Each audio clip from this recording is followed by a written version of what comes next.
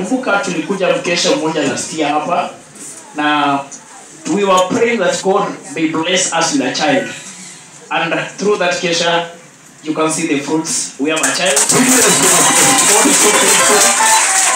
Bado anatupigania.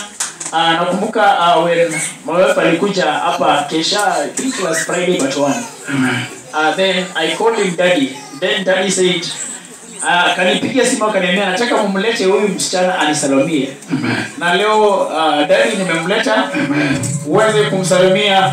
Hii ndio fruits ya madhabahu. Bwana Yesu asifiwe. Amen. Maombi ya watumishi wa Mungu na yeye. Bwana Yesu asifiwe. Amen. Mwanadada ambaye ulikuwa unataka kujiua, there is no reason of killing yourself. Trust upon the Lord. Sisi atu preach death. We know that Christ died, he resurrected, and he is alive. Amen. Put your faith upon the Lord and you will see what the Lord will do for you. Amen. God is never a liar. Let all men be liars, but let God remain to be true. God is that. Stay in faith. Kuja kanisani, sit under the man of God. Na Mungu atakupaka mafuta, atakunenesha, atakupanua sana. Bwana Yesu asifiwe. Amen. Church barikiwe sana. Nashiriki kanisa la Apostolic Fellowship Church Kokole sio Kimau.